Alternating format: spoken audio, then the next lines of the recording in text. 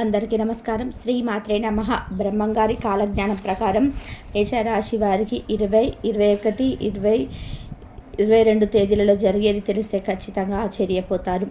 మేషరాశి వారు ఎక్కడ ఉన్నా సరే ఈ వీడియోని ఒక 10 నిమిషాలు అంటే వీడియో ఎక్కడ స్కిప్ చేయకుండా చూడండి. ఎందుకంటే మీకు 100కి 1000% ఉపయోగపడేటువంటి వీడియో చూడకపోతే మాత్రం చాలా ఇబ్బంది పడాల్సినటువంటి పరిస్థితి అనేది వస్తుంది. ఎందుకంటే ఈ వీడియో ద్వారాగా మీకు ఎన్నో రకాలైనటువంటి విలువైన విషయాలు, అలాగే మీరు తెలుసుకొని మార్పులు చేర్పులు చేసుకోవాల్సినటువంటి విషయాలు కూడా ఈ వీడియోలో చక్కగా ఉండబోతున్నాయి. బ్రహ్మంగారి మాటలు అంటే సాక్షాత్తు బ్రహ్మవాక్తో సమానం కాబట్టి, ఎందుకంటే ఎక్కడ కూడా బ్రహ్మంగారు చెప్పినట్టుగా ఇప్పటి వరకు కూడా జరుగుతూనే ఉంది. కొన్ని వేల సంవత్సరాల క్రిందట చెప్పినా సరే బ్రహ్మంగారి మాట ఎక్కడ కూడా తూచా తప్పకుండా జరుగుతుంది. అంత శక్తివంతమైనటువంటి మాటలు మీ రాశి పరంగా మీకేం చెప్పారనేది వీడియో క్లియర్గా చూడండి. అలాగే మన వీడియోకి ఒక చిన్న లైక్ ఇచ్చి సపోర్ట్ చేయండి. మీరు లైక్ చేయడం వల్ల వీడియో మరికొంతమందికి చేరడానికి అవకాశం అనేది ఉంటుంది. మేషరాశి వారి రాశి పరంగా వచ్చేటప్పటికి మొట్టమొదటి రాశి చక్రంలో ఈ రాశికి అధిపతి కుజుడు. మేషం అంటే మనకు అర్థం వచ్చేటప్పటికి మేక అంటే చూడండి చాలా మంచిదన్నమాట. అంటే ఇవి మేషరాశి వ్యక్తులు వ్యక్తిగతంగా అంత మంచివారనమాట. అలాగే చాలా తెలివైనటువంటి వారు, చాలా చురుకైనటువంటి వారు. అంటే మనకి ఒక ఎగ్జాంపుల్గా మీకు సింపుల్గా చెప్పాలంటే మేకలో ఉన్నటువంటి లక్షణాలన్నీ కూడా ఈ మేషరాశి వ్యక్తుల్లో ఉంటాయన్నమాట.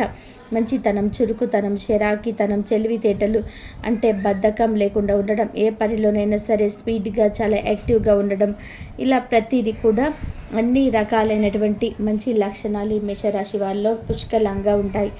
అలాగే అమాయకత్వం కూడా అంతే ఉంటుందన్నమాట. ఎవరినైతే నమ్మాలో ఎవరిని నమ్మకూడదో ఒక్కొక్కసారి ఏంటంటే తెలిసినా కూడా అట్లా ప్రతి ఒక్కరిని కూడా గుడ్డిగా నమ్మిస్తూ ఉంటారు. ఇప్పుడు మేక కషాయవాడిని అంటే గొర్రె కషాయవాడిని నమ్మేబట్టే కదా అంత పెద్ద దెబ్బ తగులుతుంది. అలాగే మేషరాశి వ్యక్తులు కూడా చుట్టూతా ఉన్న వాళ్ళందరూ కూడా మనకు లాగానే మంచి వాళ్ళు అని చెప్పేసి అలా అనుకొని ప్రతి ఒక్కరిని కూడా గుడ్డిగా నమ్మిస్తూ ఉంటారు. అలా నమ్మినప్పుడు ఎక్కడైతే నమ్మకం ఉంటుందో అక్కడ నమ్మక ద్రోహం అనేది ఉంటుంది. దెబ్బ కూడా గట్టిగా తగులుతుందనమాట. అలాంటి దెబ్బలు ఏంటంటే కోలుకోలేమన్నమాట. కొన్ని దెబ్బలు ఎదుటి వాళ్ళు కొట్టే దెబ్బలకి మనము కోలుకోలేమన్నమాట. ఆ రేంజ్లో పడతా ఉంటాయి. అలా ఈ మేషరాశి వ్యక్తులు ఎంత తెలివైన వారు అయినప్పటికీ కూడా వీరికి ఉన్నటువంటి అతి మంచితనం వల్ల వీరి జీవితంలో కష్టాలను కొనుక్కొని మరి తెచ్చుకుంటున్నారు అని చెప్పేసి మనం చెప్పుకోవచ్చు అనమాట. అలా అని ప్రతిదీ కూడా అనుమానించడం కూడా తప్పే. ఈ మేషరాశి వారు ఏంటంటే ఇప్పటికైనా సరే ఏది నిజం, ఎంతవరకు నిజం, ఎవరిని నమ్మాలి, ఎవరిని నమ్మకూడదు అనేటువంటి కొన్ని మెలకువలు తెలుసుకోవడం వల్ల జీవితంలో మీకంటూ తెలియకల వాళ్ళు ఉండరండి. మీరు గనక ఒకసారి సక్సెస్ని గనక అందుకున్నారంటే మంచి కోటేశ్వర్లుగా అంటే ఒక రేంజ్లోకి వెళ్ళిపోతూ ఉంటారనమాట. ఎందుకంటే మీకున్నటువంటి కాన్సన్ట్రేషన్ లెవెల్స్ కానీ, యాటిట్యూడ్ కానీ, పనిలో ఉన్నటువంటి చురుకు, స్పీడ్, ఇట్లా ప్రతిదీ కూడా చాలా మంచి లక్షణాలు మీలో ఉన్నాయన్నమాట. కాబట్టి మీరు ఏ పనైనా సరే అది మీరు చేసేది చిన్న పనైనా పెద్దదైనా సరే ఎప్పుడు ఆలోచించకూడదు.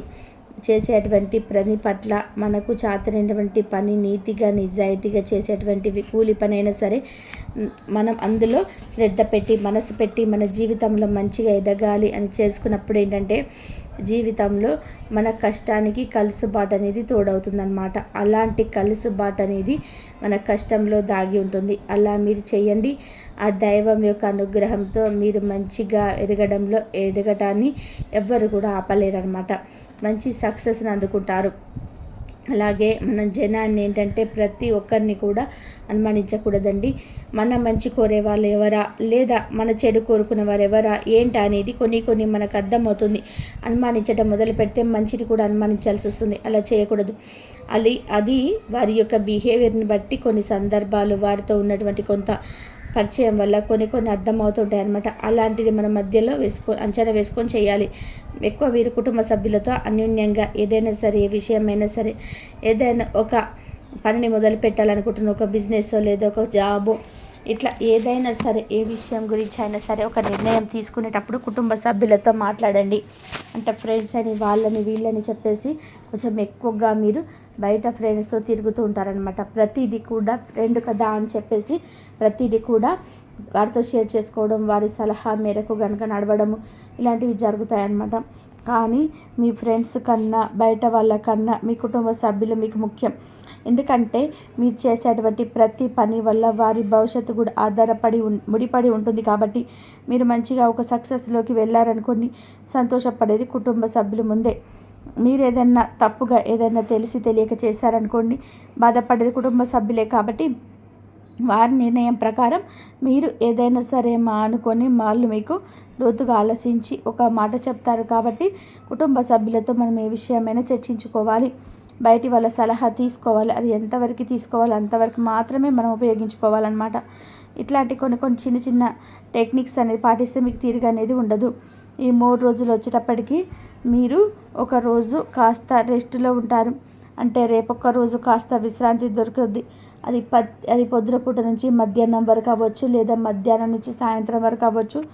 ఏదో ఒక పూట మాత్రం కాస్త ఇంట్లో ప్రశాంతంగా మీకు ఇష్టమైనటువంటి ఆహారాన్ని, అంటే ఫుడ్ని ఎక్కువగా మీరు భోజన ప్రియులుగా కూడా ఉంటారని చెప్పుకోవచ్చు అనమాట. మనము ఎక్కువగా కూడా కొంచెం నాన్ వెజ్ అది తినటము, కాస్త ఏదైనా సరే తినేది చాలా ఇష్టంగా తినడం, చాలా అలా వండించుకోవడం కానీ లేకపోతే బయట నుంచి తెచ్చుకొని అయినా సరే మీరు భోజనాన్ని చాలా ఆహ్లాదంగా ఎంజాయ్ చేస్తూ తింటారనమాట.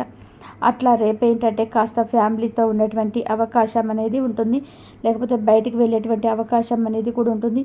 లేకపోతే ఏదైనా అనుకోకుండా ఏదైనా ఫంక్షన్కి అటెండ్ అవ్వడము, సరదాగా బంధువులతో అవ్వచ్చు, వారితో వీరితో కాస్త సంతోషంగా మాట్లాడడము, కాస్త మీకున్నటువంటి టెన్షన్స్ పక్కన పెట్టేసి ప్రశాంతంగా ఉండడం అనేది జరుగుతుంది.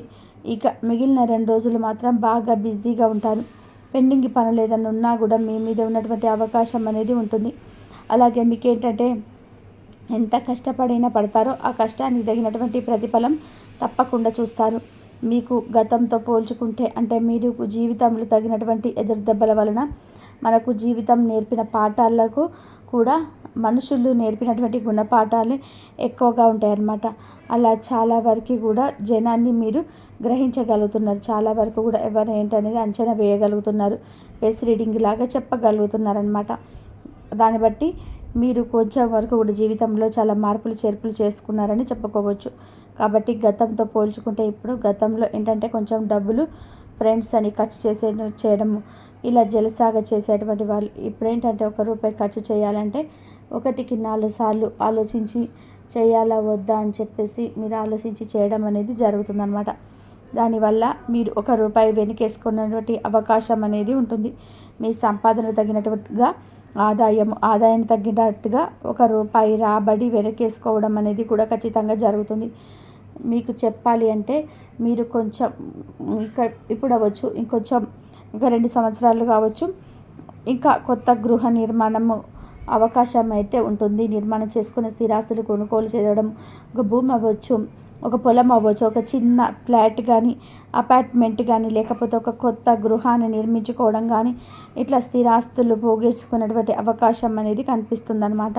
అంటే ఏదైనా బంగారం కొనుగోలు చేసుకోవచ్చు, ఒక బైక్, ఒక కారు, ఇలా ఏదో ఒకటి మంచిగా అంటే సేవింగ్ చేసేటువంటి డబ్బులతో ఏదో ఒకటి కొనుగోలు చేసే అవకాశం అనేది ఇక్కడ మీకు కనిపిస్తుంది. ఎప్పుడైనా సరే మన కష్టంతోనే మన కలసుబాటు, మన సంపాదన అనేది ఉంటుందన్నమాట. కష్టే ఫలి అని చెప్పేసి మన పెద్దలు ఎప్పుడూ చెప్పారు.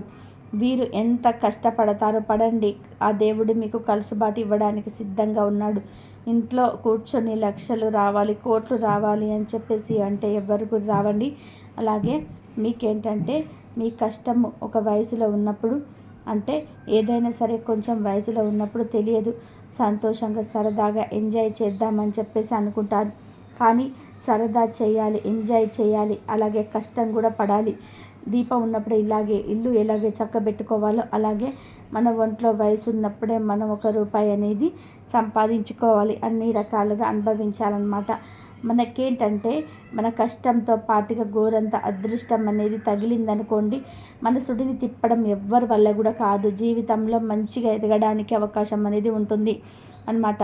దీన్ని యోగకాలం అంటారు. యోగకాలం అంటే అదృష్టకాలం, కలిసి వచ్చేటువంటి సమయం అని చెప్పుకోవచ్చు అనమాట. కాబట్టి మీరు పడేటువంటి కష్టానికి తోడుగా ఇంకొంచెం ఎక్కువ కష్టం అనేది పడండి. ఇక మీకు తీరిక అనేది ఉండదు. అలాగే మీరిలో అన్ని రకాలు చేసేటువంటి ప్రైవేట్ ఉద్యోగాలు అవ్వచ్చు, గవర్నమెంట్ ఉద్యోగాలు అవ్వచ్చు, చిన్న పెద్ద బిజినెస్ ఏవైనా సరే మీకు లాభం మాత్రం ఖచ్చితంగా రెట్టింపు లాభం అనేది ఉంటుంది. ఇందులో మీకు ఎటువంటి సందేహం అనేది లేదు. అలాగే మీకు ఈ 3 రోజులు కూడా ఎటువంటి ఆటంకాలు అనేవి ఉండవు. ప్రశాంతంగా పనులన్నిటి ముగుస్తాయి. పెండింగ్ పనులు కూడా ఖచ్చితంగా పూర్తి చేసుకుంటారు. భార్యాభర్తల మధ్య గతంలో ఏదైనా తగువులు గొడవలు ఏమైనా ఉన్నా కూడా అవన్నీ కూడా తగ్గిపోయి ఇప్పుడు మీరు ప్రేమగా అన్యోన్యంగా ఉన్నటువంటి అవకాశం అనేది కనిపిస్తుంది. గతం అని చెప్పేసి వదిలేసేయండి. అవన్నీ మనసులో పెట్టుకోవద్దు. అలాగే సంతాన పరంగా కూడా మీకు కొన్ని చిన్న అనారోగ్య సమస్యలు ఇబ్బంది పడుతున్నారు. అలాంటి అనారోగ్య సమస్యలు కూడా తగ్గి పిల్లలు చాలా యాక్టివ్గా ఉంటారు. మీరేంటంటే కొంచెం మీ కులదైవం మీద శ్రద్ధ చూపించి కాస్త పూజలు చేసుకుంటూ ఉండండి అన్నమాట. గతంతో పోల్చుకుంటే మీకు సమస్యల సంఖ్య కూడా చాలా వరకు కూడా తగ్గిందని చెప్పుకోవచ్చు. మనశ్శాంతిగా కొంతవరకు ఉంటున్నారని చెప్పుకోవచ్చు అనమాట. మీకేంటంటే రియల్ ఎస్టేట్ ఇలాంటివి కొంచెం అనుకూలంగా ఉంటాయని చెప్పుకోవచ్చు. కోర్టు సమస్యలతో కొంచెం ఏదైనా ఇన్నాళ్ళ నుంచి నలిగిపోతున్న అలాంటివి కూడా మీకు తగ్గి కోర్టు మీకు తీర్పు అనేది అనుకూలంగా వచ్చేటువంటి అవకాశం అనేది ఉంటుందన్నమాట. మీకేంటంటే కొంచెం దిష్టి కూడా చాలా ఎక్కువగా ఉంటుందన్నమాట. కాబట్టి మీరు ఆదివారం పూట ఇలాంటి టైంలో కాస్త ఎర్ర నీళ్ళు దిష్టి తీసేసుకోండి. అలాగే ఉప్పు ఆవాలతో మీరు దిష్టి అనేది తీసేసుకోండి. ఎందుకంటే దిష్టి ప్రభావం అనేది చాలా ఎక్కువగా ఉంటుంది. మీరు ఆరోగ్యం మీద దృష్టి అనేది ఉంచుకోవాలి. మీకేంటంటే గ్యాస్ ప్రాబ్లం, మైగ్రేన్, తలనొప్పి, భుజాల నొప్పులు, కీళ్ళ నొప్పులు ఇలాంటివి కొన్ని అనారోగ్య సమస్యలు అంటే ఎక్కువగా ఉంటాయి. అలా అనారోగ్య సమస్యలు పూర్తిగా తగ్గకపోయినా ఉపశమనం అనేది ఉంటుందని చెప్పుకోవచ్చు అన్నమాట. కాబట్టి మీకేంటంటే ముందు మనశ్శాంతి కావాలి. టెన్షన్, స్ట్రెస్ అనేది మీరు తగ్గించుకుంటే ఆరోగ్యం అనేది పూర్తిగా కుదుట పడుతుంది. మనిషి ఆరోగ్యం అనేది మానసిక ఆరోగ్యం మీద ఆధారపడి ఉంటుంది. మనం ఎంత మనశ్శాంతిగా అయితే ఉంటామో అప్పుడు మన శారీరక ఆరోగ్యం కూడా అంత బాగుంటుందన్నమాట. ఎందుకంటే కోట్లు ఇచ్చినా కూడా మనం కొనలేనిది ఆరోగ్యం. ఆరోగ్యమే మహాభాగ్యం. కాబట్టి ఆరోగ్యం మీద దృష్టి అనేది ఉంచుకోండి. మనశ్శాంతి కోసం కాస్త ధ్యానము, మెడిటేషను, చిన్న వ్యాయామాలు ఇలాంటివి కూడా మీరు చేసుకోండి. సమయానికి తిండి తినడం, సమయానికి నిద్రపోవడం అనేది ఖచ్చితంగా మీరు పాటించాలి. అలాగే మీరేంటంటే కాస్త గ్రహస్థితుల కన్నా కూడా మన స్థితి అనేది మనకు సరిగ్గా ఉండాలని చెప్పేసి మనం ఇందాక తెలుసుకున్నటువంటి విషయమే. కాబట్టి మీరు మనశ్శాంతిగా ఉండాలి అంటే ఏ పనులు ముఖ్యమా, ఎవరితో ఎక్కువగా తరచుగా ఫోన్లో మాట్లాడుతూ ఉండడం, అనవసరంగా ఒక మాట 4 మాటలు మాట్లాడడం, ఖర్చు లేదని అవసరం లేకపోయినా కూడా ఖర్చులు చేయడం, ఇలాంటివి చేయడం వల్ల మనకు తెలియకుండానే మన సమస్యలు పడుతూ ఉంటామన్నమాట. కాబట్టి అలాంటివి ఏవైనా ఉంటే తగ్గించుకోండి. కాస్త సోమవారం పూట శివాలయానికి, శనివారం పూట వెంకటేశ్వర స్వామికి, అలాగే మీరు సోమవారం పూట కాస్త విభూతి తెచ్చుకొని శివాలయానికి వెళ్ళినప్పుడు స్నానం చేసేటువంటి నీటిలో విభూతి కలుపుకొని చిటికెడు వేసుకొని స్నానం చేస్తే మీకున్నటువంటి అనారోగ్య సమస్యలు, దోషాలన్నీ కూడా తొలగిపోతాయి. శనివారం రోజున వెంకటేశ్వర స్వామి గుడికి వెళ్తే తులసి మాలను స్వామివారికి సమర్పించండి. దానివల్ల మీ కష్టాలు, సమస్యలన్నీ కూడా తొలగిపోతాయన్నమాట. అలాగే మంగళవారం రోజున ఆంజనేయ స్వామి టెంపుల్కి మీకు కుదిరినప్పుడు వెళ్ళి తమలపాకుల మాలను కూడా మీరు సమర్పించండి. ఇలాంటివి చిన్న నియమాలు అనేవి పాటించండి. మీకు చాలా వరకు కూడా సమస్యలు తగ్గుతాయి. ఇంట్లో కూడా మీ కులదైవానికి, అలాగే ఇంట్లో కూడా కొంచెం నిత్యం దీపారాధన చేయడానికి ప్రయత్నం చేయండి. ప్రయాణాలు మీకు అనుకూలంగా ఉంటాయి. చేసే పనులు సక్సెస్గా ఉంటాయి. 3 రోజులలో మీ చేతికి డబ్బులు అనేటువంటి అవకాశం అనేది ఉంటుంది. అలాగే లవర్స్కి కూడా అనుకూలంగా ఉంటుందని చెప్పుకోవచ్చు. ఇక్కడ మీకు బ్రహ్మంగారు చెప్పిన విషయం ఏంటంటే జనాన్ని, ప్రతి ఒక్కరిని కూడా గుడ్డిగా నమ్మవద్దు. ఎప్పటి పనిని అప్పుడు పూర్తి చేసుకోవాలి.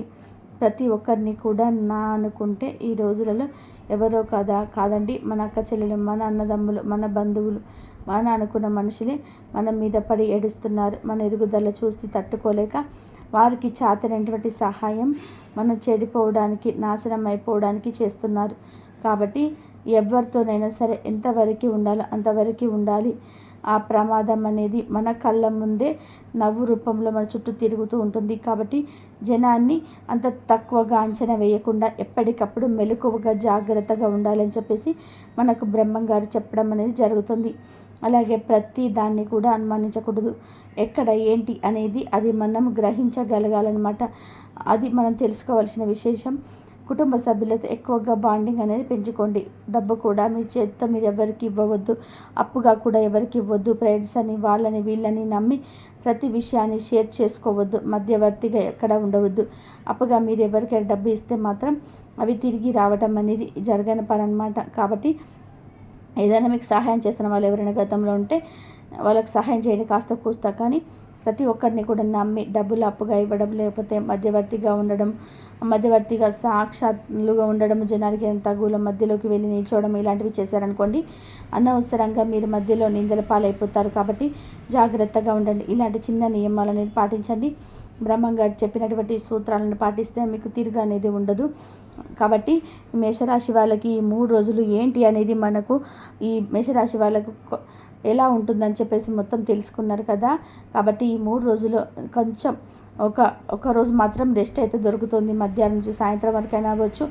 ఏదో ఒక పూట మాత్రం కాస్త ఇంట్లో ప్రశాంతంగా మీకు ఇష్టమైనటువంటి ఆహారాన్ని, ఫుడ్ని మీరు ఎక్కువగా భోజన ప్రియులుగా కూడా ఉంటారని చెప్పుకోవచ్చు అనమాట. ఎక్కువగా కూడా కొంచెం నాన్ వెజ్ అని తినడము, కాస్త ఏదైనా సరే తినేది చాలా ఇష్టంగా తినడము, చాలా వండించుకోవడం కానీ లేకపోతే బయట నుంచి తెచ్చుకొనైనా సరే మీరు భోజనాన్ని చాలా ఆహ్లాదంగా ఎంజాయ్ చేస్తూ తింటారనమాట. అట్లా రేపు ఏంటంటే కాస్త ఫ్యామిలీతో ఉండేటువంటి అవకాశం అనేది ఉంటుంది. లేకపోతే ఏదైనా బయటికి వెళ్ళేటువంటి అవకాశం అనేది ఉంటుంది. లేకపోతే ఇంకేదైనా అనుకోకుండా ఏదైనా ఫంక్షన్స్కి అటెండ్ అవ్వడము, సరదాగా బంధువులతో అవ్వచ్చు, వారితో వీరితో కాస్త సంతోషంగా మాట్లాడడము, కాస్త మీకున్నటువంటి టెన్షన్స్ పక్కన పెట్టేసి ప్రశాంతంగా ఉండడం అనేది జరుగుతుంది. ఇక మిగిలిన 2 రోజులు మాత్రం బాగా బిజీగా ఉంటారు. పెండింగ్ పనులు ఏదైనా ఉన్నా కూడా మీ మీద ఉన్నటువంటి అవకాశం అనేది ఉంటుంది. అలాగే మీకు ఏంటంటే ఎంత కష్టం అయితే పడతారో ఆ కష్టానికి తగినటువంటి ప్రతిఫలం తప్పకుండా మీరు చూస్తారు. మీకు గతంతో పోల్చుకుంటే మీకు జీవితంలో తగినటువంటి ఎదురు దెబ్బల వలన మనకు జీవితం నేర్పిన పాఠాల కన్నా కూడా మనుషులు నేర్పినటువంటి గుణపాఠాలు ఎక్కువగా ఉంటాయన్నమాట. అలా చాలా వరకు కూడా జనాన్ని మీరు గ్రహించగలుగుతున్నారు. మీకు చాలా వరకు కూడా అర్థమైంది. ఇంతవరకు చూసినందుకు ధన్యవాదాలు.